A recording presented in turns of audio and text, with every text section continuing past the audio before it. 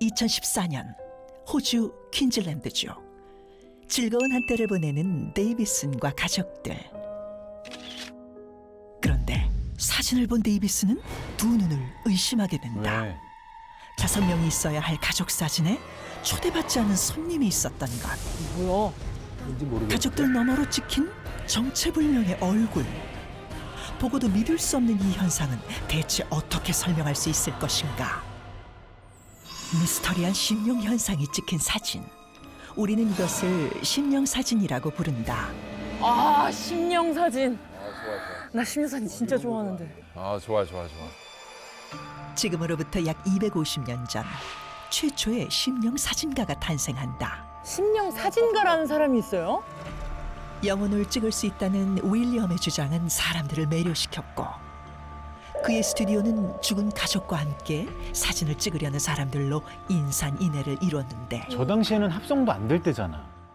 1869년 윌리엄의 스튜디오를 찾은 한 여인. 신분을 밝히지 않은 그녀의 정체는 링컨 대통령의 부인 메리 토드 링컨 진짜? 여사였다. 며칠 후 링컨 여사의 사진 속에 한 남자의 모습이 나타났는데, 지금 사람 형체야. 그녀의 남편이었던 진짜. 에이브라햄 링컨. 그러나 링컨 대통령은 4년 전 이미 사망한 상황. 그는 정말 남겨진 부인을 그리워한 링컨 대통령의 영혼이었을까? 그로부터 약 40년 뒤 영국 런던에서 또 다른 윌리엄이 혜성처럼 등장한다.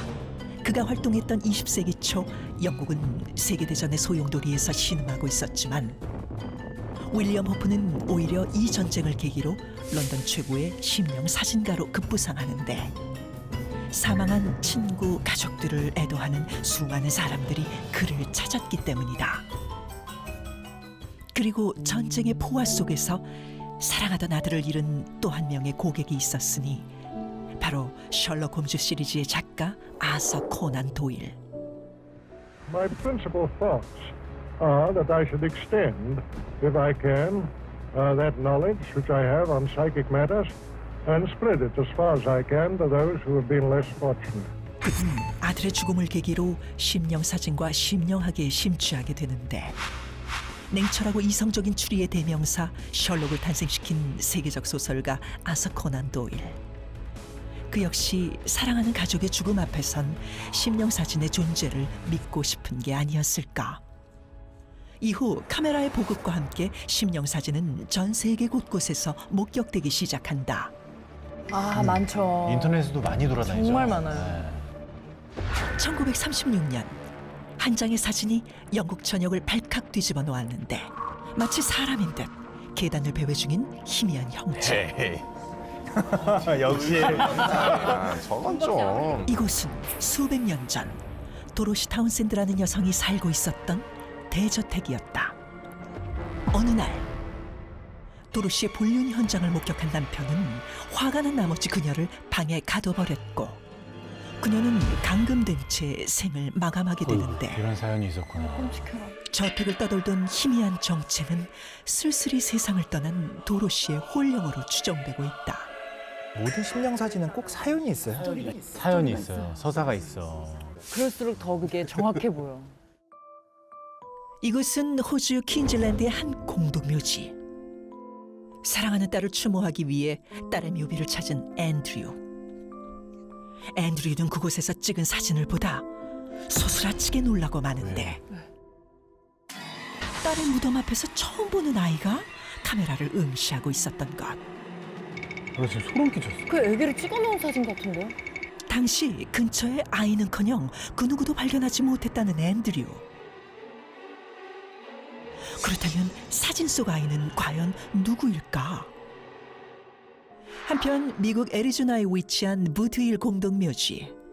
이곳은 총싸움으로 죽거나 교수형을 당한 사람들이 매장당한 곳으로 유명한 곳이다. 친구와 함께 이곳을 방문한 테리 아이크 클란트는 며칠 뒤 자신이 찍은 친구의 사진을 보고 깜짝 놀라고 마는데, 분명 턱 텅 비어있던 친구의 뒤편으로 뒤, 뚜렷이 뭐, 나타난 뭐. 한 남자의 모자 얼굴. 쓴 사람. 게다가 오래된 공동묘지와는 어울리지 않는 중절모와 양복 차림까지. 사진 속 남성의 정체는 아직까지도 미스터리로 남아있다. 이거는 좀 섬뜩한데요. 이번에는 무덤만큼 심령이 자주 나타난다고 알려진 영국 리버풀 뉴샴 파크 병원.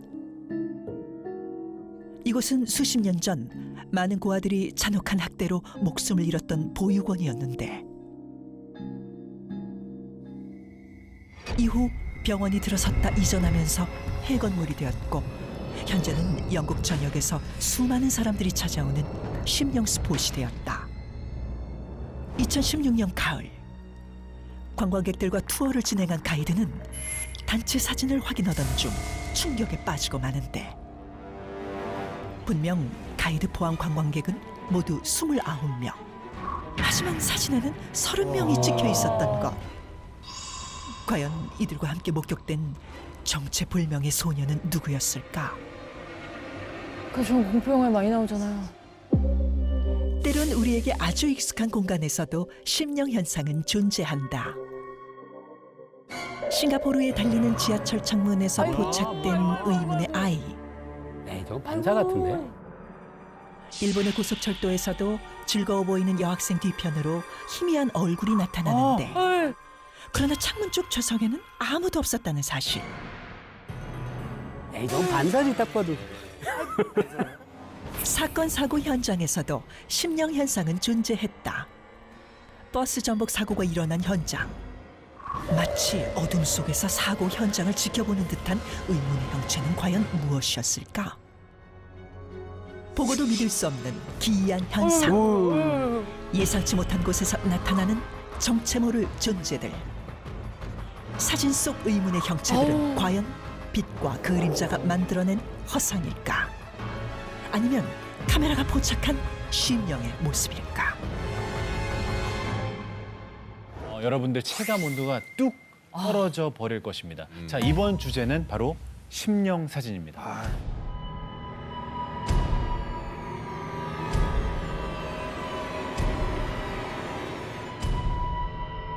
저는 뭐 여러 가지가 무서웠는데 지금 본 네. 사진들 중에 특히나 묘비 옆에 있던 어린아이. 여기서 소름이 온몸에 끼쳤거든요. 혹시 뭐 좀 섬뜩했던 그런 사진 없었어요? 저는 무섭다기보다는 뭐 흥미로웠던 사진이 있는데 아까 그 서부 복장 차림을 한 분의 그 풀밭 뒤에 있던 중절모 쓴 남자 있었잖아요. 네. 그분은 복장도 완전히 다르고 모자가 너무 형체가 뚜렷하게 보이고 그런 거 보니까 거기 그 사진이 조금 섬뜩하더라고요. 아니 저는 개인적으로 심령 사진 이런 거 보는 거를 네. 좋아한다고 하면 너무 좀 변태스러워 보일 수 있겠지만 저는 그런 걸 되게 좀 맹신하는 스타일이라 믿어요? 그래서 저는 저기 나왔던 사진이 좀 다 섬뜩하고 너무 무서웠거든요. 근데 옆에서 우리 교수님이 볼 때마다 그런가요? 반사네요. 저게요? 계속 이러시니까 아무것도 안 믿으셨어요. 그러니까 아니요, 쭉 저도 빠지네요. 저 믿지 않는다는 것과 이런 사진을 보면서 무섭지 않다는 것도 다르거든요. 그렇죠. 그래서 저는 아닐 거야라고 하면서도 아까 말씀하신 그 네. 묘지의 그 아이 사진. 맞아. 그 저는 보면서도 막 소름이 쫙 진짜요? 돋더라고요. 계속 정말 무서웠어요. 오, 무섭다. 진짜? 어머나. 그러니까 저도 안 믿으면서 그냥 무섭긴 한데 총각 씨는 아까 또 의심 많이 하셨어요? 저도 사실 안 믿죠. 안 믿고 다 뭔가 이유가 있겠지. 뭐 반사가 됐거나 주작이거나 아니면 그냥 뭐 어떤 장난이거나 누가 장난친 걸 수도 있고 그런 거 아닐까라는 생각을 하면서 근데 난 처음에 그건 좀 약간 의심 가더라고요. 어떤 거요? 그 심령 사진가가 있다라는 거. 그 윌리엄이라는 그 사람. 예. 그러니까 뭔가 약간 상업적으로 이용한 듯한 좀 느낌이 드는 것 같아서 저는 딱 봤을 때는 심령 사진가라고? 그러니까 딱 저렇게 심령 사진가로 딱 명명을 한 거 자체는 조금 저는 의심스러워요. 저도 같은 생각인 게 심령 사진이 어쩌다가 나오기 정말 힘든 거잖아요. 근데 그분한테 가면 심령 사진이 나타난다는 거잖아. 왜일까요? 근데 또 심령계에 소문이 난 거예요. 사진 잘 찍는다. 우리가 찍히는 유일한 출구다. 우리 신명들이- 10년들이 저분이 우리 찍으면 우리 인생 사진 나와. 아끼는 거예요? 단카방에 이렇게 알림에 떠 있다고. 윌리엄한테가. 근데 요즘 시대면은 무조건 저런 사진이 있으면 야 이거 합성이다. 맞아요. 그게 될 텐데 저 시대가 또 오래된 시대여가지고 정말 이런 생각이 들기도 하고 네. 혹시 직접 한번 사진 찍혀 보신 적이나 심령 사진을 찍어 보신 적 있으세요? 개인적으로 굉장히 독특한 경험을 한 적이 있는데 저희 돌아가신 어머님이 굉장히 독실한 천주교 신자하셨어요. 네. 근데 어머님 돌아가시고 며칠 뒤에 이제 형제 자매들이 같이 모여 앉아 있는데 그 앉아 있는 곳에 그 햇빛이 비쳐서 벽에 그 어떤 문양이 떠오르는데 그게 누가 봐도 확실히 볼 수밖에 없는 십자가 모양인 거예요. 근데 저희 어머님은 정말 독실한 신자셨고요. 그걸 보면서 이제 좀 신기하다는 생각을 한 적은 있어요. 근데 그런 경험이 있으시면 저는 심령 사진에 대해서 더 믿으실 것 같기도 한데 아무래도 과학적인 그런 사고방식을 하게 되니까 이게 뭐 커튼의 어떤 햇빛의 그 어떤 적절한 그런 카튼의 모양 그런 걸 만들어졌을 거라는 걸 사실 저는 확신은 하거든요. 그런데 그럼에도 불구하고 어머님이 이제 돌아가신 다음에 그 믿으셨던 그 곳에 가셨기를 바라는 어떤 아들의 마음 그런 것으로 본 거죠. 그럼 그렇습니다만 만약에 어머님께서 뭐 독실한 불교 신자였다 뭐 이러면 뭐 그냥 별거 아닌 장면으로 맞습니다. 예. 그냥 넘어갔을 거 아니에요. 다른 걸 또 보겠죠. 그래서 신명 사진은 영화 같은 데서도 되게 자주 쓰이잖아요. 많이 나오죠. 그래서 저는 알 포인트가 기억이 나는데 너무 재밌게 봤죠. 그 작전 지역에 처음 도착해서 사진 찍을 때는 이제 사진 찍는 사람 포함해서 9명이었는데 다시 찍을 때 10명이 찍히죠. 오, 여기 무섭다. 이게 좀 소름 돋았어요. 정말.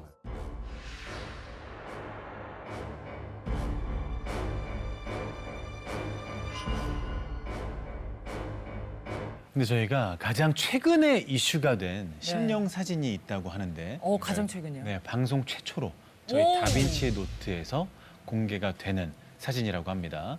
혹시나 의심하실 수가 있으니까 뭐 어플, 포토샵 이런 작업이 일절 없었다는 점 말씀드리면서 사진 보시죠. 뭐야? 진짜 있었다고? 제 옆에예요? 저번에 포스터 찍을 때 네. 아니 맞아, 나 저분 봤어. 맞아, 나 저분 봤어. 아니 거짓말하지 마세요. 저분이요 제 스타일리스트예요. 이발 한번 하셔야겠다. 안 무서워하려고. 제 스타일리스트입니다. 아니 왜냐면 근데 저 찍을 때 뭐가 없었을 텐데. 뭐야? 아이고. 저 여기 세트장인데요. 저 뒤에. 장성규 씨 맞죠? 네, 저 옆에서 저희 포스터 찍을 때고 네. 오른쪽에 그때 있었어요, 저 뒤에 뭐가? 전 전혀 못 느꼈어요. 그러면 사람처럼 보이는데. 포토샵이 아니라고요, 근데? 예, 이거는 포토샵으로 만들지 않은 거고요. 사실 이런 대부분의 심령 사진은 딱 하나로 설명할 수 있는 원리가 있습니다. 뭐죠? 제가 생각하는 심령 사진의 비밀은 바로 다중 노출입니다.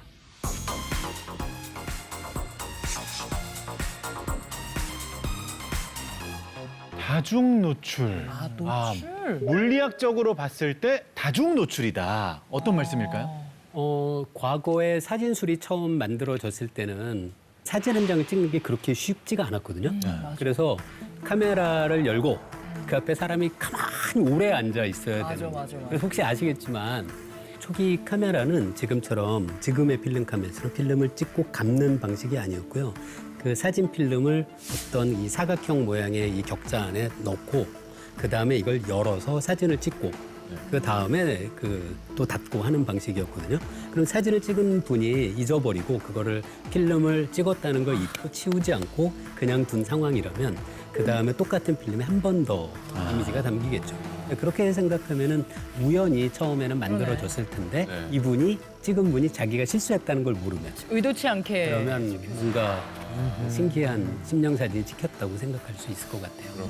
쉽게 설명하면은 그 엑스레이 같은 사진 있잖아요. 왜 엑스레이 찍으러 가시면 이만한 필름 같은 거 와서 꽂아두고 가시고 맞아요. 다시 다음 분한테 꽂아두고 가시는데 네네네. 이제 이게 안 빼신 거죠 실수로. 그래서 다음 분 또 제 허리를 찍었는데 다음 분의 허리를 찍으면 허리가 막 2개인 것처럼 보이고 이렇게 되는 거죠. 맞아. 이런 식으로. 그럼 좀 다중 노출에 대해서 좀 더 이해하기 쉽게 좀 네. 설명을 부탁드려도 될까요? 그럼 지금부터 네. 다중 노출 그 원리를 설명해 드리겠습니다. 약 2주 전 첫 녹화가 진행 중인 스튜디오. 그래, 저 사진의 비밀이 너무 궁금했어요. 다른 쪽에선 사진 촬영이 한창인데 그런데 이때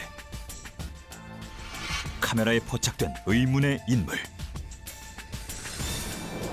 도대체 무슨 일이 벌어지고 있는 걸까? 누구야? 조용히 제작진과 얘기를 나누고 있는 남성. 아이디어가 여기로 이분의 정체는 바로 27년 경력에 빛나는 사진 전문가. 교수님이셨어. 어이구야. 심지어 교수님. 특별히 또 와주셨네. 알고 보니 녹화 내내 출연자들을 찍었던 것인데 이 사진들은 대체 어떻게 심령 사진으로 탄생한 걸까?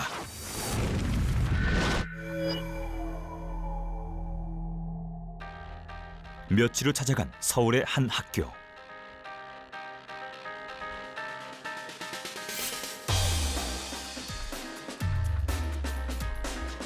또 다른 촬영 준비가 한창인 듯한 현장.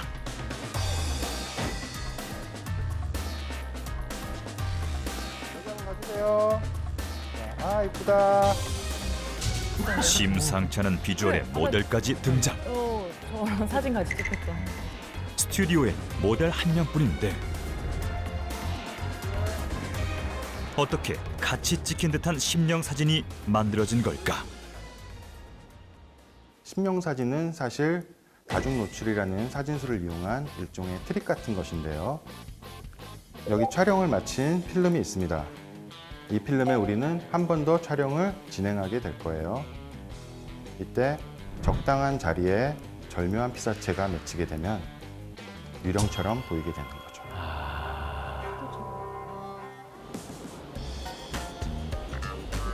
과연 다중 노출로 정말 심령 사진을 만들어낼 수 있을까?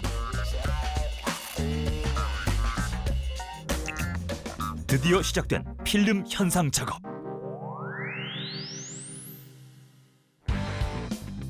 먼저 필름이 들어있는 긴 통을 교반기에 고정하고 필름에 상을 맺히게 해줄 현상 용액을 부어주는데 필름을 꺼내보니 정말 뭔가 보이기 시작한다.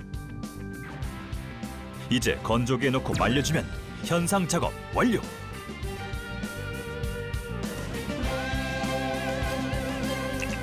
이제 심령 사진을 위한 최종 관문이 남았으니 바로 인화 작업.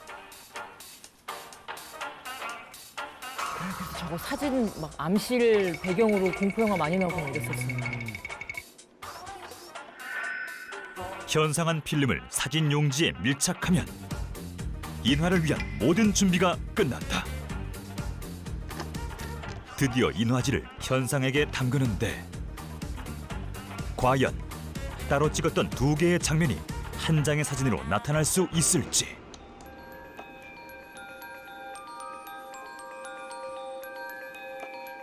아직은 아무것도 보이지 않는 상황. 심령은 정말 모습을 드러낼 것인가?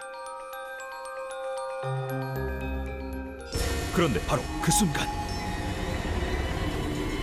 서서히 나타나는 필름 속 형체. 심령의 모습은 점점 또렷해지는데 이렇게 만들 수가 있구나.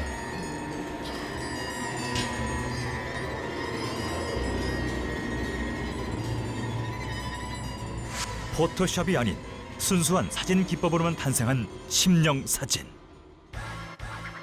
심령 사진에 숨겨진 과학적 비밀은 혹시 다중 노출 현상이 아니었을까?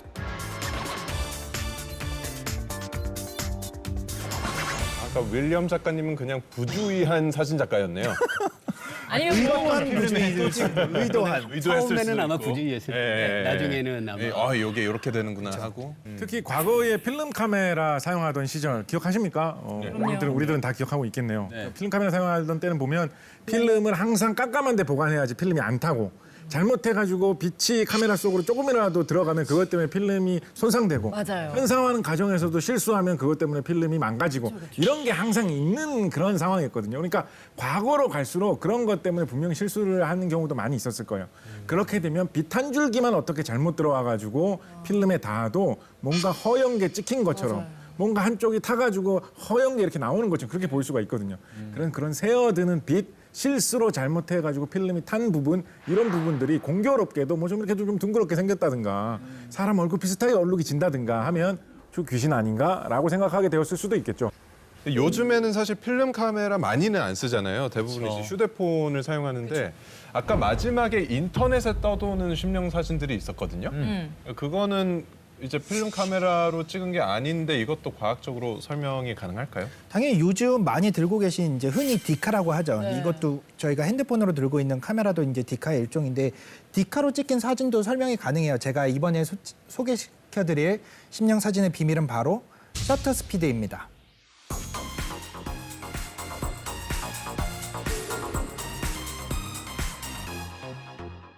셔터의 스피드. 네, 셔터의 스피드입니다. 우리가 사진을 찍을 때 셔터를 누르면은 그 셔터 막이 이렇게 닫혔다 열렸다 하는데 그게 얼마나 빨리 닫히고 열리냐에 따라서 사진이 어떤 식으로 나타나는지가 결정이 될 수가 있는데요. 그 닫히고 열리는 속도를 이제 셔터 스피드라고 하거든요. 그게 찰칵할 때잖아요. 그렇죠. 찰칵하는 거죠. 그 닫혔다 열리는 동안 만약에 사람이 움직이게 되면은 그 움직이는 모습이 다 들어오겠죠. 약간 잔상 남듯이 이렇게. 그렇죠. 잔상 남듯이 남는 거죠. 필름 카메라보다 다양한 기능을 보유한 디지털 카메라. 그렇다면 디지털 카메라로도 심령 사진을 찍을 수 있을까? 첫 번째 비밀은 바로 셔터 스피드에 있었다.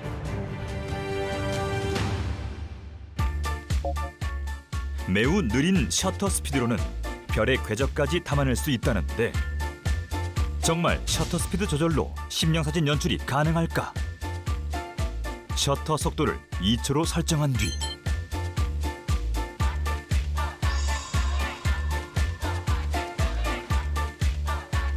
카메라 앞을 걸어가면 마치 유체 이탈을 한 듯하다. 우리가 흔히 나오는 실수 같은 사진. 또한 물체가 움직이는 속도에 따라 찍히는 모습이 달라지는데 비교적 걸음이 빨랐던 구간은 동선을 따라 잔상이 남은 반면 걷다가 멈추거나 정지했던 곳은 진하게 상이 맺히는 모습. 심령 사진의 또 다른 이유는 혹시 셔터 스피드로 인한 우연이 아니었을까? 디지털 카메라에서도 다중 노출 기능을 이용할 수 있다고 하는데 요즘은 다중 노출 기능이 기본으로 들어가 있는 경우가 많은데 노출되는 이미지 횟수를 결정합니다. 2부터 9번의 다중 노출이 가능한데 우리는 이중 노출로 설정해서 촬영을 진행할 겁니다. 다중 노출은 어떻게 촬영할까? 3명의 모델이 서 있는 상태에서 첫 장을 찍은 뒤 재빨리 퇴장하는 귀신. 과연 결과는 어떨지? 시간 차이를 두고 찍은 두 장면이 한 장의 사진이 되어 나타났는데 이렇게 고화질의 심령 사진이 탄생되었다. 그런 식으로 밝기가 좀 달라지는 거예요. 아까 우리 묘비 옆에 있던 우리 어린 아이 같이 좀 투명하게.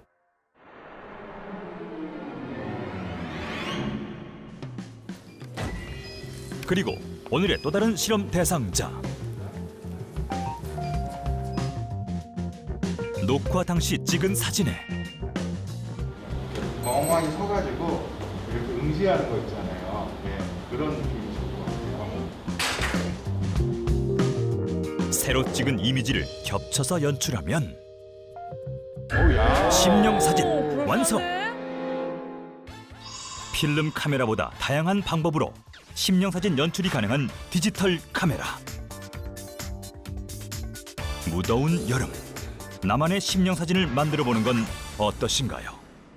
그럼 우리가 그 심령 사진이라고 일컫는 것 중에서 막 유체 이탈하는 것처럼 보이거나 영혼이 막 빠져나온 듯이 찍힌 이런 사진들이 방금 봤던 그 셔터 스피드를 느리게 하면 찍을 수 있는 거 맞나요? 네, 맞습니다. 그 보시면은 그 셔터 스피드가 느릴수록 이제 많은 흐름들을 담을 수 있잖아요. 그래서 보이시는 저런 사진들이 이제 셔터 스피드를 길게 많은 빛들이 들어오겠죠. 그래서 저렇게 많은 작품 사진들이 많이 쓰이기도 하고요. 아, 그래요. 또 셔터 스피드가 짧으면 아주 짧으면 그 짧은 순간 찰나의 사진들을 담을 수가 있겠죠. 찰나의 순간들을 물방울이 떨어지는 순간이라든지 공중에 떠 있어서 점프하는 순간이라든지 흔히 순간 포착이라고 하는 사진들 그런 것들이 셔터 스피드가 작게 해서 찍는 사진들이죠. 한 끗 차이네요. 그러네요. 예술 사진과 심령 사진. 그러게요.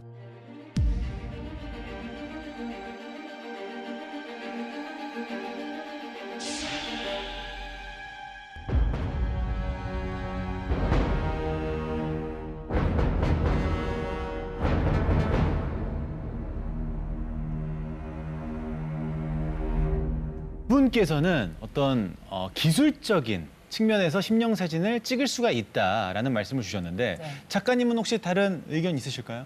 제가 또 작가 아니겠습니까? 소설을 쓰는 작가. 예. 사람의 심리, 사람의 마음, 사람의 뇌를 파고드는 오, 방식으로 뇌를 심령 사진의 비밀 해설해 드리도록 하겠습니다. 좋습니다. 제가 생각하는 심령 사진의 비밀은 바로 파레이돌리아입니다.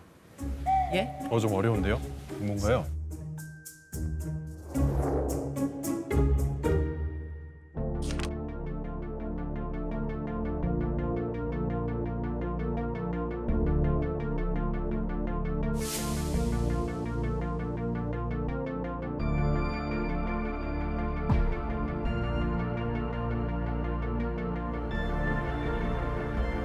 사진 하나 보면서 한번 얘기해 볼까요, 네. 여러분? 자, 여기 이 사진 9.11 테러 안타까운 당시의 충격 사진인데요.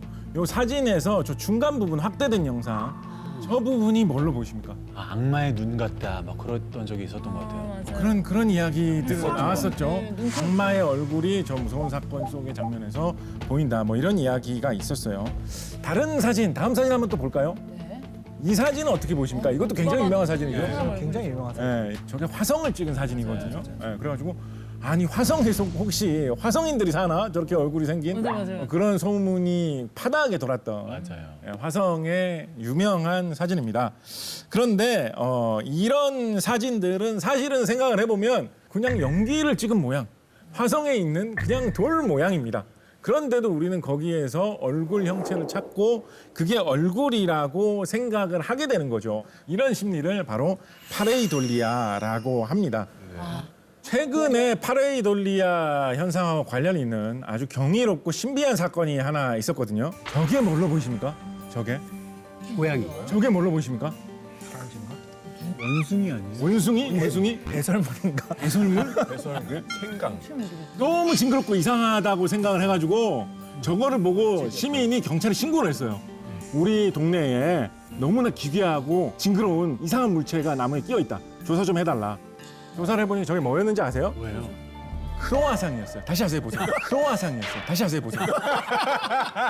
크로와상이에요. 맛있겠다. 내가 좋아하는 건데.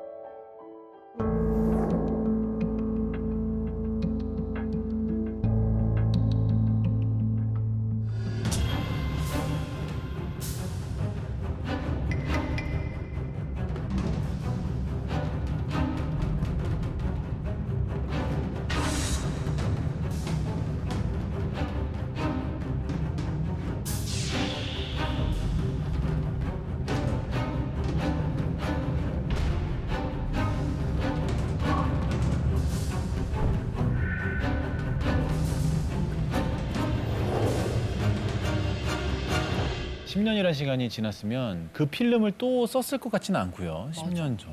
아직까지도 우리가 이 세상에 보이는 것들을 그대로 잡아내가지고 똑같이 보이게 저장한다라는 이 사진술에 대해서 약간 마법적인 것이라고 생각하는 마음도 좀 있는 것 같아요. 이렇게 신기한 게 있다니. 사실은 이거 인화를 하고 현상을 하는 그런 모든 화학의 작용일 뿐인데 원래 화학이라는 게 너무 마법적인 것이거든요.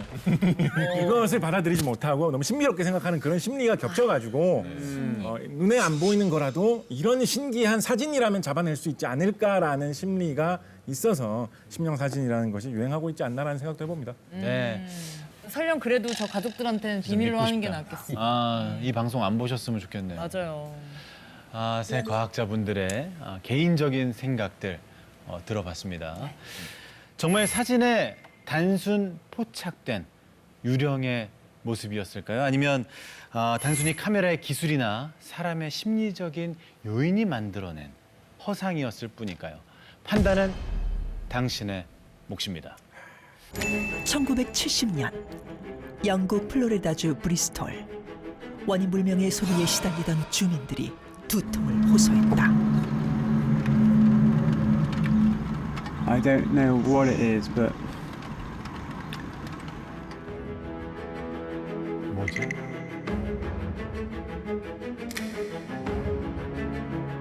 (1992년) 미국 뉴멕시코주 타우스에서는 주민의 약 2%만이 들을 수 있는 음울한 소리가 울려 퍼지고 이거 약간 이명 같은 거 아닌가? 2016년 미국 오리건주 포레스트 그로브에서는 한 달 내내 경보음 같은 굉음이 밤마다 마을을 공포로 몰아넣는데 시간과 장소를 가리지 않고 끊임없이 나타나는 기괴한 소리들.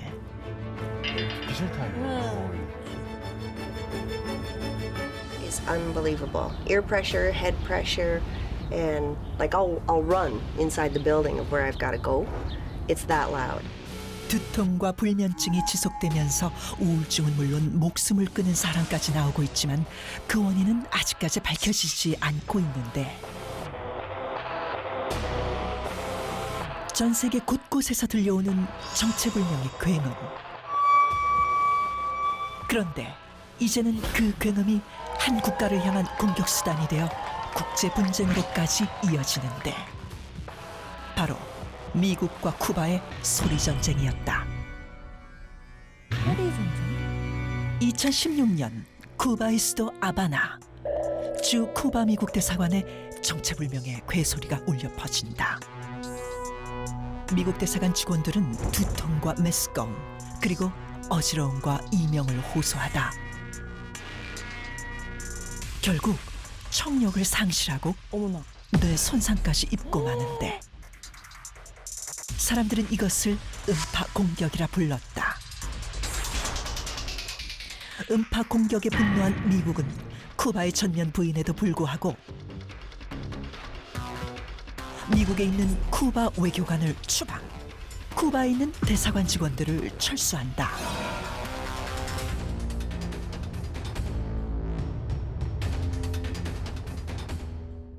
미 연방수사국 FBI의 조사에도 불구하고 음파 공격의 주범은 끝내 찾지 못한 채 사건은 미스터리로 남게 되는데 음파 공격으로 생긴 기이한 증상을 아바나 증후군이라고 불렀다. 아바나 증후군. 그리고 2018년 사라졌던 소리는 다른 곳에서 다시 들려온다. 중국의 미 영사관 직원들이 정체불명의 소리에 시달리는데 대상이 다 미국. 남중국해와 무역 갈등 속에 양국의 미묘한 긴장 상태는 계속되고 중국 음파 공격의 진실은 아직까지 밝혀지지 않고 있다. 그리고 2021년 7월 오스트리아 비인의 미국 대사관 직원 20여 명이 음파 공격에 의한 뇌 손상을 호소하는데 또 미국 대사관? 다 미국 대사관? 대상이 다 똑같아요. 미국은 CIA 특별 조직까지 결성하며 추적에 나섰지만 아직 해결되진 않았고 결국 미국인을 향한 음파 공격은 미스터리로 남았다. 그럼 그 미국 대사관들이 있는 건물만 그렇게 공격을 했다는 건가?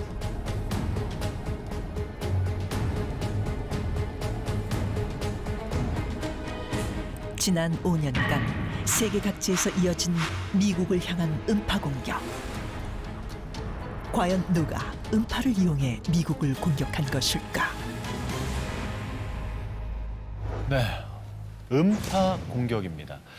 좀 보면서도 굉장히 생소했고 이 음파 공격이란 단어 자체가 좀 어색하기도 한데 맞아요. 어떤 겁니까? 사실 공격이라고 하면은 꼭 사람한테만 공격이라는 말을 쓴다기보다는 우리 흔히 쉽게 말하면은 공항에서 가장 위험 요소가 되는 요소 중에 하나가 뭔지 아세요? 가장 위험 요소가 되는 건 쇳대예요, 쇳대. 셋대? 네, 쇳대가 비행기 엔진 속에 빨려 들어가거나 그렇게 되면은 엔진에 문제가 생기고 폭발이 생기고 그렇게 되다 보니까 그때 사용하는 게 지금 우리가 봤었던 음파 공격하고 비슷한 장비를 이용을 해서 소리를 이용해서 쇳대를 공항에서 벗어나.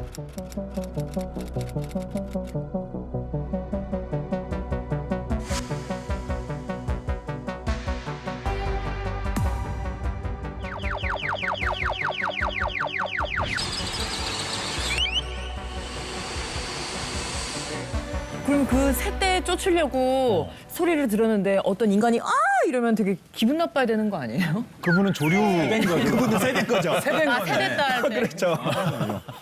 그것도 처음 한 사실인데요. 사실 음파 소리를 공격 전쟁에 이용한 사례는 과거로부터 좀 많이 있었습니다. 한국 전쟁 당시에 중공군은 공격을 하러 나설 때 항상 꽹과리를 세게 치고 나팔을 막 이상하게 부는 걸로 되게 악명 높았어요. 그리고 뭐 2차 대전 당시에 미군들은 오히려 이제 역으로 소리만 내는 부대를 만든 거예요.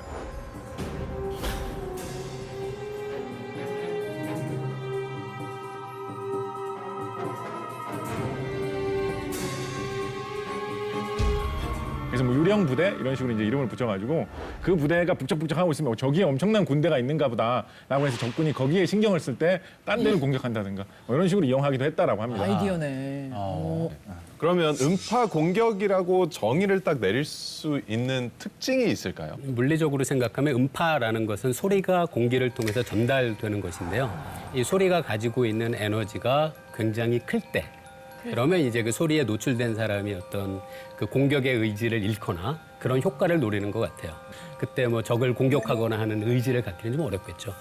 사실 이 음파 공격 같은 거는 직접적인 무기가 있어요. 미국에는 엘라드라고 그래가지고 이제 엄청나게 큰 소리를 내면서 이제 시위대라든지 폭동이라든지 이런 사람들 아니면은 전쟁에서 사용이 된다든지 이런 무기들을 사용하는 경우가 있는데 그 화재 경보기 소리의 몇 배가 되는 소리예요. 요즘에 재난 경보음 같은 거 그쵸? 문자 오는 거 네. 그런 그거보다 더 이제 듣기 싫은 하이피치로 이제 크게 나오는데 그럼 그냥 스위치 누르면 진짜 그냥 소리만 빵 나가는 네. 거예요? 그리고 경찰들은 이제 헤드폰을 쓰죠.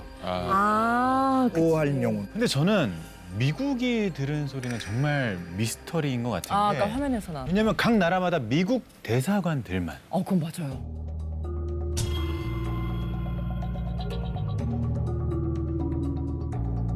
대상이 다 미국 대사관에 있는 직원분들이라는 게 너무 신기하더라고요.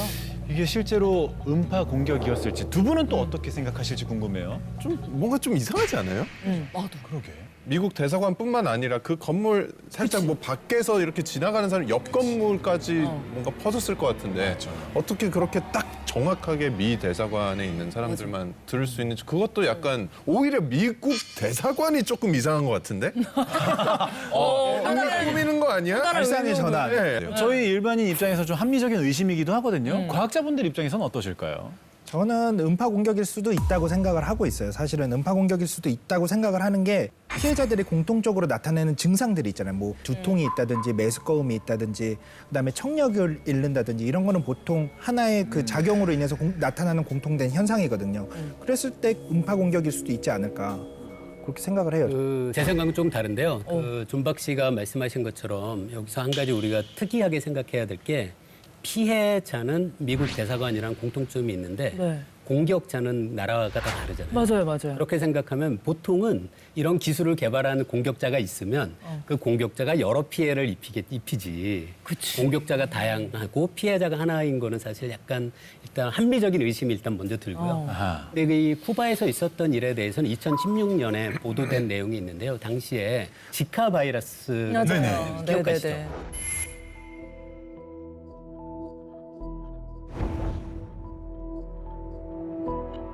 그래서 쿠바에서 이 지카 바이러스가 모기에 의해서 전염되나 봐요. 그래서 곤충을 죽이는 살충제를 2, 3일 간격으로 근처에 그 살충제를 살포를 했다는 얘기가 있어요. 그럼 지카 바이러스를 죽이기 위해서 살포한 이런 살충제의 성분 중에 일부가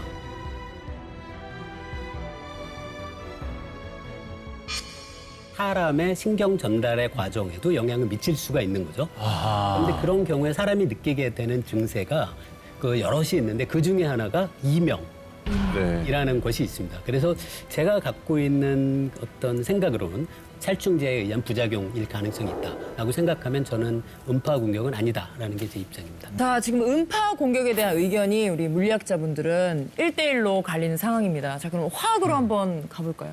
저는 교수님 주장에 많이 공감을 합니다. 교수님께서 말씀하시면서 아까 살충제 이야기를 하면서 네. 어떤 그런 화학적인 이야기를 하시더라고요.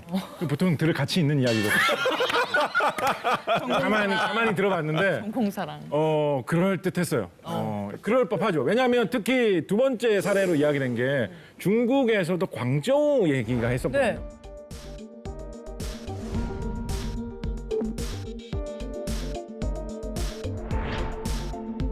광저우도 날씨가 덥고 벌레 같은 거를 단속하기 위해서 여러 가지 그런 소독약이나 살충제를 사용한 필요가 있는 지역으로 꼽히는 곳이거든요. 예를 들어서 뭐 북극에 있는 무슨 뭐 연구소에서 뭐가 일어났다라고 하면 살충제 생각 별로 안 하겠죠.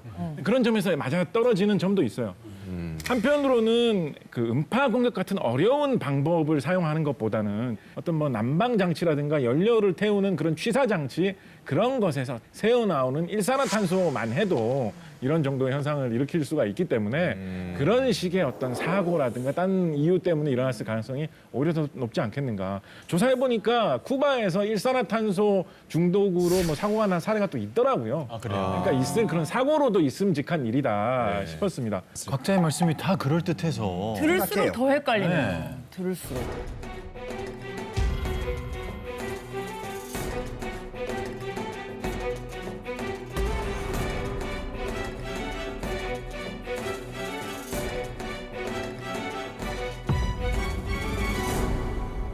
같은 시간 같은 공간에 있는데 그렇게 누구는 소리를 들어서 아프고 누구는 맞아. 멀쩡하고 그럴 수가 있나요? 그래, 뭐 새때도 아니고 사람마다? 같은 사람인데. 그러니까 선택적으로 들을 수가 없는 것 같은데. 보시면은 사람이 들을 수 있는 영역대가 딱 어느 정도가 있어요. 그래서 이거를 가청 영역대라고 그러는데 그거보다 낮거나 혹은 높거나 하면은 그 주파수는 다 들리지는 않아요. 그래서 항상 이어폰을 끼고 또 도시 소음에 노출이 되고 이러면 이제 청력이 떨어지게 마련이거든요. 그래서 태어난 지 얼마 안 된 신생아들은 소리를 아주 낮은 영역까지 들을 수가 있어요. 그래서 자다가 아기들 항상 조금만 조심조심해도 그렇죠. 잘 되게 깨지 잘 않아요. 들어요. 그게 아이들이 청력이 예민한 거예요. 더 잘 들을 수 있는 거죠. 그러네. 그리고 우리가 들을 수 없는 이제 초저주파, 그러니까 더 낮은 영역대라든지 또 더 높은 영역대에도 이제 우리가 뇌파라든지 뇌혈류, 그다음에 이런 것들에 영향을 미치다 보니까 호흡곤란이라든지 두통이라든지 이런 증상들이 나타날 수는 있죠. 일단 뭐 나이대별로 또 사람들에 따라서 들을 수 있는 주파수가 다르다. 다 다르죠. 라는 말씀이신데 이쯤에서 저희가 테스트를 하나 준비했습니다. 나는 얼마나 들을 수 있는지. 다빈치 노트 청력 나이 테스트. 사람마다 들을 수 있는 주파수가 다르다고 하는데 연령별로 들을 수 있는 소리를 플레이. 들리는 사람은 손을 들어주면 된다. 실제 나이를 일단 한번 확인해 볼게요. 네. 일단 저는 39살이고. 저는 37입니다. 34이요. 그리고 이제 세 분이 저는 만으로 54입니다. 만으로. 뭐 붙이세요. 50이 넘어가면 다 만으로 아이고, 다 같이 늙어가는 처지. 자, 저희가 테스트에 앞서서 네. 좀 양심껏 임해주시길 부탁을 드릴게요. 안 네. 들리는데 나 들린다라고 하시지 말아주시기를. 네. 다 믿으니까요, 저희. 네, 그럼요. 첫 번째 소리 들려드리겠습니다.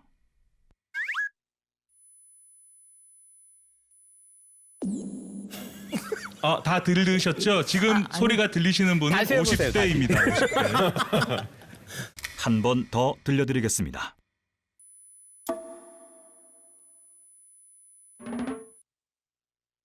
그러니까 그러니까 이게 안 들리면 50대인 거예요? 50대가 들어야 될 소리입니다. 50대 50대가 아니시죠? 저희 50대가 들어야 될 소리인 거예요. 그렇죠. 두 번째 소리 들려드리겠습니다.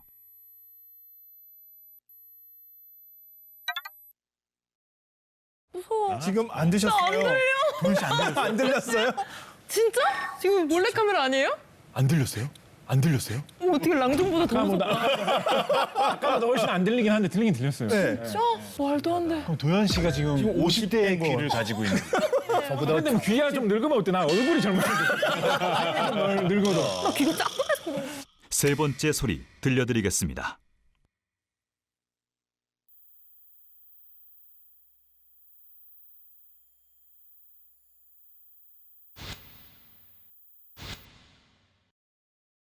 장성규 씨와 강성주 박사님만 들으셨습니다. 30대부터 들을 수 있는 소리입니다. 안 들렸어. 이게 10살이나 어리네요. 됐다. 네 번째 소리입니다.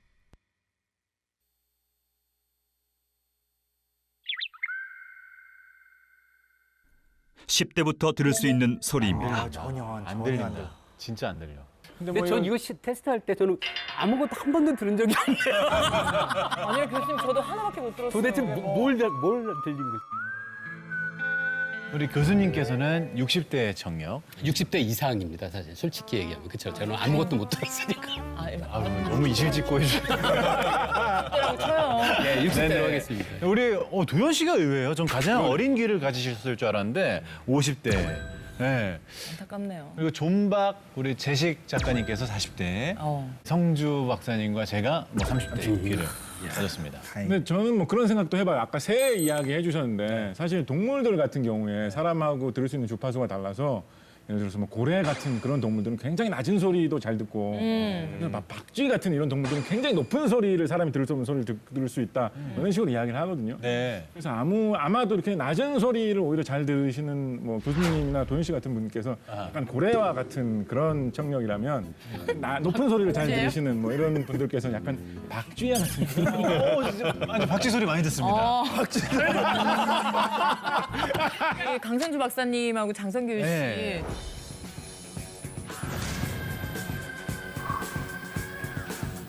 이거 괜히 기분이 좋네요. 괜히 그렇죠. 한번 도전해보세요. 괜히 기분이 좋아. 일단 20대 후반 소리부터 부탁드릴게요. 20대 네. 후반. 박쥐. 플레이하지 않았습니다. 플레이하지 않았습니다.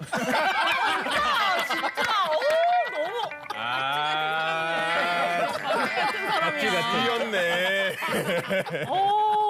아 진짜 바뀌었어요? 장성 지려갈 것 같아. 다시 들려드리겠습니다. 세상에.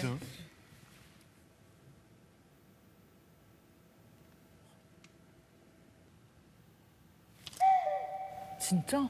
정말 들으셨으면 20대 소리 들으셨어요. 방금 들었어요. 박쥐기. 처음에 켜셨을 때는 못 들었는데 방금은 딱 시작하는 소리부터 들렸어요. 진짜로? 하는 연속된 소리가 나나요? 났어요. 소리 들었다. 순식간에 딱 들렸어요. 네. 야, 기분 좋으시겠네요. 기분 좋네요. 네. 우리가 나이가 들면은 이 귀 안에 있는 헤어셀이라는 세포가 담당하고 있는 진동수가 다른데 그중에 높은 진동수를 담당하는 헤어셀부터 망가져요. 나이가 들면서 고음부터 못 듣게 되는데 네. 헤어셀이 망가지는 또 다른 방법이 말씀하신 것처럼 큰 소리의 음악을 반복적으로 듣는 분들도 있어요. 그렇구나. 아무래도 막 우리 20, 30대 뭐 클럽이라든지 그런 시끄러운 음악 많이 나오는 곳에 가면 귀가 또 잘 안 들릴 수도 있겠네요. 그 이어폰 많이 끼시는 네. 교수님께서 뭐 또래보다는 클럽에 좀 자주 가셨을 수도 있겠죠. 아니, 그건 아닌 것 같고요. 재밌게 사셨던 거 아니에요? 제가 듣기로 지난주에도 가셨다고. 우리 아까 청력 테스트 하면서 10대는 아무도 못 들었잖아요. 못 들었어요. 10대는 장성규 씨가 들었는데 10대는 아무도 못 들었잖아요. 네. 그러니까 10대만이 들을 수 있는 소리를 가지고 휴대폰 벨 소리를 만든 적이 있어요. 좋아. 그러면 만약에 혹시 그러면 안 되지만 수업 시간에 진동 모드를 안 하고 벨이 울리면 선생님은 못 듣고 애들만 듣는 거예요? 그렇죠. 우와. 그래가지고 원래 이 휴대폰 벨 소리가 뭐 이렇게 시끄럽게 떠드는 10대 아이들을 내쫓기 위해서 만들어 놓은 거였는데 그걸 역이용한 거죠. 10대들이 오히려 어른들을 골탕 먹이는 수단으로. 이런 현상들도 있었어요. 이 말씀 들으니까 나이별로 이렇게 소리를 들을 수 있다는 게 때로는 또 슬플 수도 있겠다. 맞아요. 라는 생각이 드는데.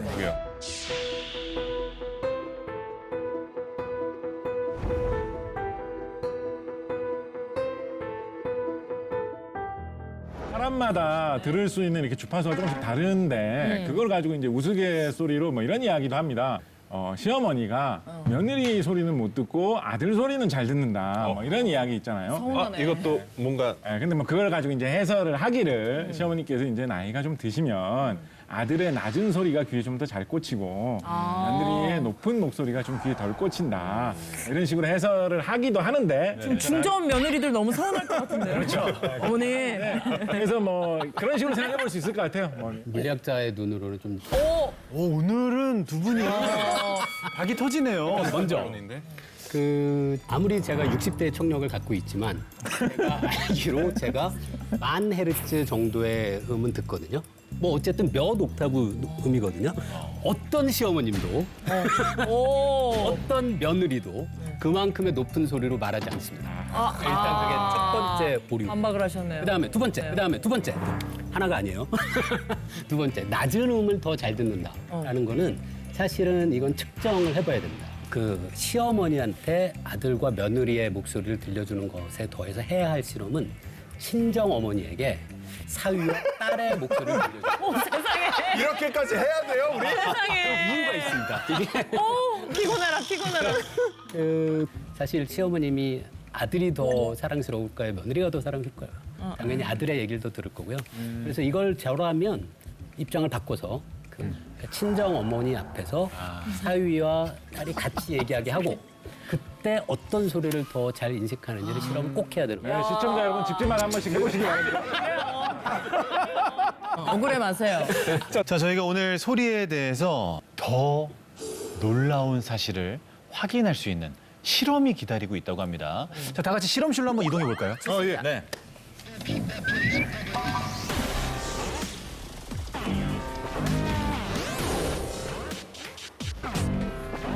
와, 이런 실험을 준비했어요?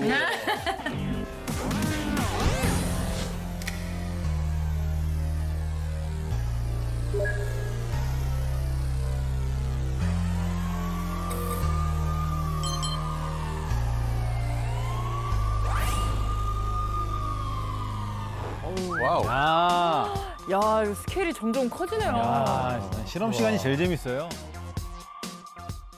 약간 녹음실 부스처럼 해놨는데. 그러네, 저 계란판 보니까. 그거네요. 왠지 여기 허참 선생님 계셔야 될 것 같은데. 가족 오락관. 약간 히든싱어도 생각난다. 네, 그러게. 노래 한 명씩 하면서 나오는 오늘 걸로. 가수는 누구죠? 나중에 커튼 쳐주고요. 신박하네요. 이거 어떤 미션일 것 같아요, 대충? 그러게요. 일단은 청력에 관한 거니까 그건가 보다. 방음을 해놓으신 것 같긴 한데. 미국 대사관 분들만 그 소리를 듣고 이렇게 증상들이 있었으니까 그거 우리가 해보는 이 방들 중에 특정 방만 음파 공격. 이 소리가 공격이 되는지 오, 그럴싸한데? 그럴싸한데요? 그거일 수 있어요. 근데 그게 어떤 건지 카메라가 달려 있는 걸로 봐서는 뭔가 우리의 반응을 어떻게 좀 웃기게 이렇게 찍으려고 이렇게 설치한 것 같아요. 이게 제작진의 마음에서 보셨네요. 좀 그랬던 것 같아요. 아니 뭐 어떤 실험인 거예요, PD님 이게?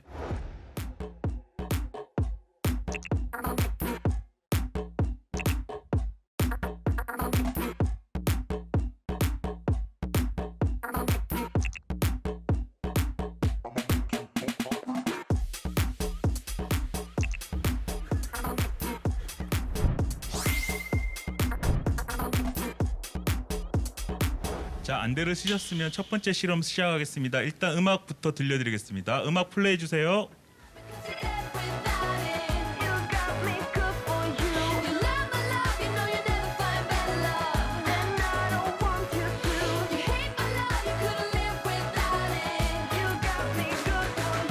음악 내려주세요. 자, 미션 갑니다.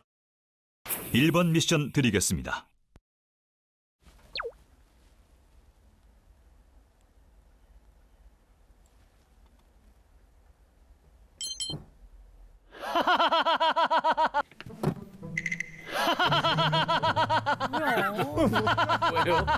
왜요? 이 목소리가 들리는 사람은 자리에서 일어나 큰 소리로 웃어주세요. 뭐예요? 장성규 씨 미션 수행하셨습니다. 뭔데요? 아니 이게 뭐야?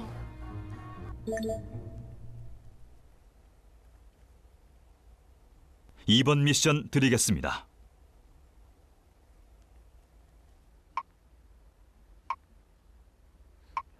뭘 알기 위한 실험이야?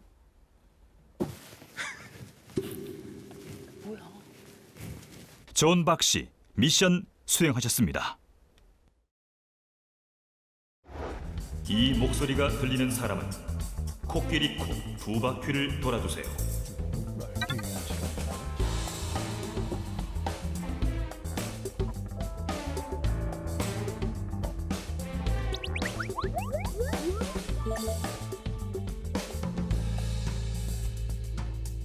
마지막 미션 드리겠습니다.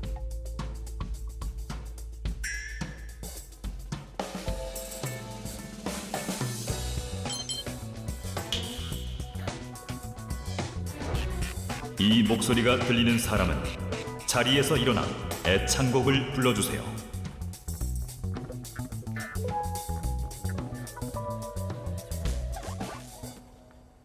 쓰리 포 라라라라라라라라라 라라라라라라라라라 애국가 부르지 않죠? 서로가 함께 영원히 행복하도록 나 그대 우리 모두. 됐습니다. 이제 안대를 벗고 스피커의 위치를 한번 봐주세요.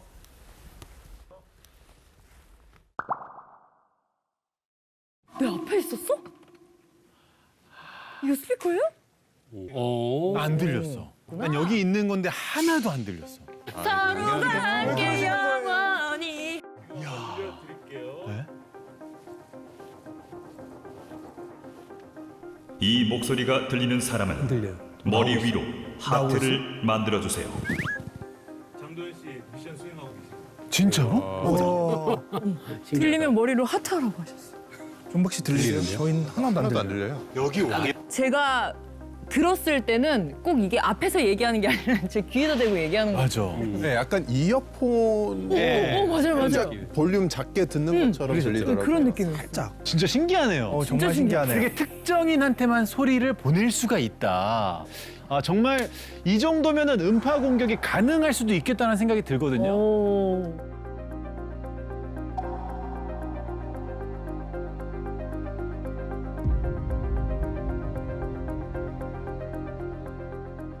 아, 직접 실험을 해보니까 네네. 좀 신기했어요. 맞아요. 이거 어떻게 그런 일이 일어나는 거예요? 물리학으로는 그렇게 어렵지 않게 설명할 수 있는데요. 바로 초지향 스피커입니다. 우리가 듣는 소리 중에 굉장히 낮은 진동수의 음은 직진하지 못하고요. 그래서 낮은 음의 소리는 어디서 들리는지를 사실 우리가 알아차기가 어렵거든요.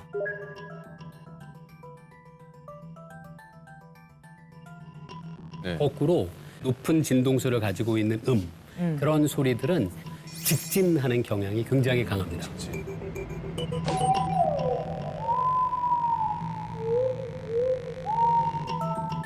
20Hz 정도의 음이 우리가 귀로 들을 수 있는 가장 낮은 음이거든요. 20Hz 정도면 네, 어떤 정도인 거예요? 20Hz면은 제가 목소리로 낼 수 없을 정도로 낮은 아, 진짜 아주 낮은 음인데요.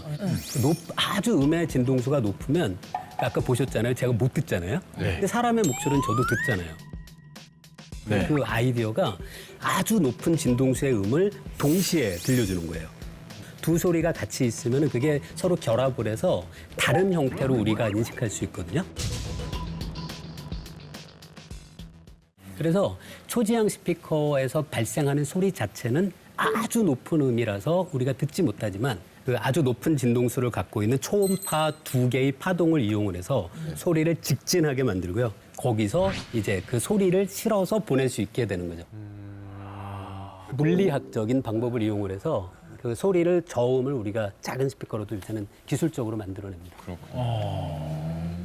장도연 씨 표정을 계속 봤는데 도대체 무슨 소리지? 표정을 계속 하고 있는데 제가 조금 더 쉽게 설명을 해드릴게요. 네. 존박 씨 무대에 많이 서시잖아요. 무대에 많이 서시면 스포트라이트 지금 많이 받으시잖아요. 이거 그렇죠. 핀 조명. 네, 핀 조명 같은 거 받으시고 그렇게 하는데 쉽게 비유하자면 스포츠 사운드 같은 거죠. 아, 이해 쏙 된다. 스포츠 사운드가 그러네. 스포츠 사운드네. 스포츠 사운드 같은 거죠. 저런 스피커가 생각보다 많이 쓰이고 어디예요? 있어요. 지금도 어디예요? 많이 쓰이고 있는데 영화관에 같은데 보면은 이제 움직이는 광고 같은데 보면은 딱 그 앞에만 가야 그 영화 광고라든지 그 설명을 들을 수 있죠. 맞아. 박물관이나 맞아요. 미술관. 아니면 미술관 같은 데 가서 도슨트 대신에 그 작품 앞에 딱 서면 그 작품 설명해 주는 거 맞아, 있어. 맞아. 그거구나. 버튼을 누르면은 그런 거죠. 이거는 이제 좋은 예네요. 공격적으로 쓰는 게 아니라 이롭게. 그럼 아까 저희가 했던 실험에서 이 초지향 스피커를 사용했다는 건 거죠? 그렇죠.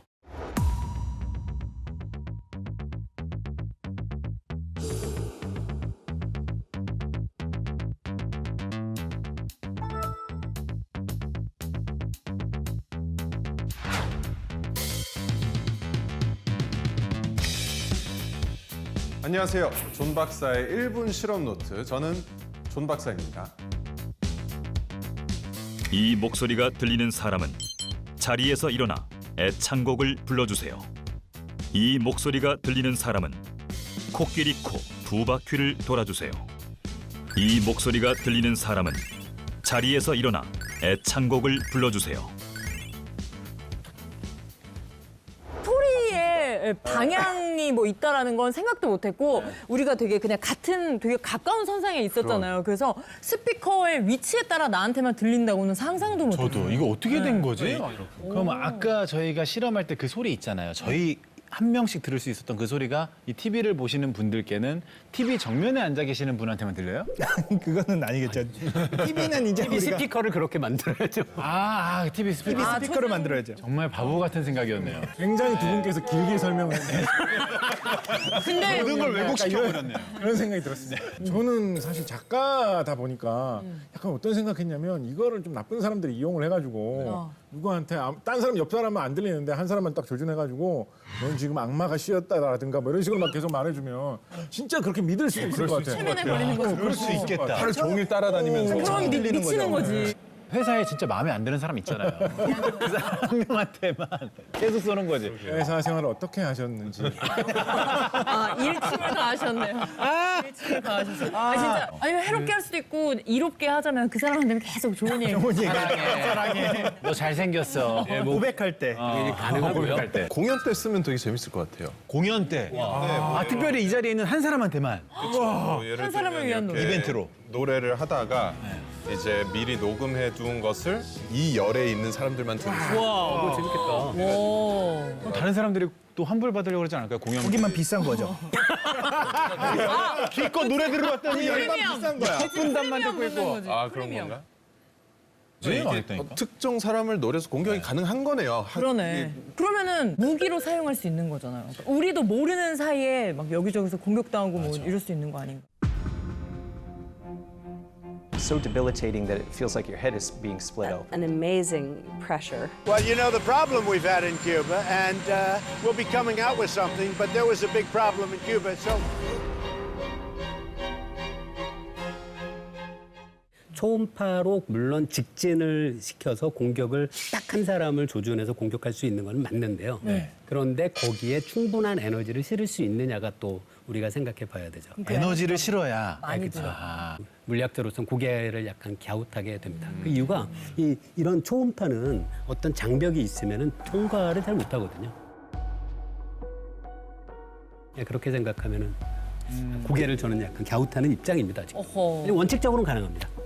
저도 같은 입장이기는 해요. 같은 입장이기는 한데 미국에서 계속 의심을 하는 이유는 이게 실질적으로 그 나라에서 이 공격이 가능을 하다고 생각하기 때문에 역으로 그 장비를 찾아내는 것이 아닐까. 분명히 재밌는 가능하기 해석이네요. 때문에 도둑이 재발절이다. 그렇죠. 도둑이 해본 재발 사람이 아는 거죠. 우리가 이미 해봐서 검증이 된 거죠. 우리가 공격을 해봤더니 그러니까 이게 제일 그럴싸한데요? 그죠?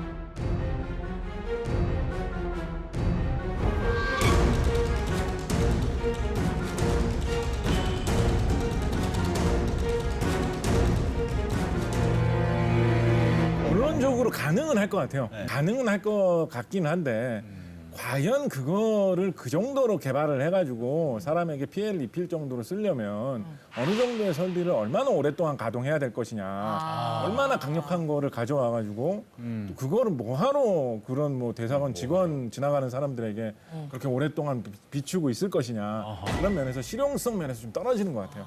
품이 많이 든다. 뭐 아무래도 네 그런 것 같아요. 어느 정도의 신빙성이 있는지를 생각해야 되는 거죠. 아하. 가능하다, 아니다라고 그렇게 딱 나눠서 얘기하기는 어렵지만 정도의 차이가 또. 거기서는 아마 아닐 것 같다는 게 제 생각입니다. 네. 특히 저는 왜라는 부분도 궁금해요. 그렇죠. 그게 가장 좀 이상한 것 같아요. 그러니까 가능하더라도 왜 그렇죠. 두통과 어지러움 그 정도로?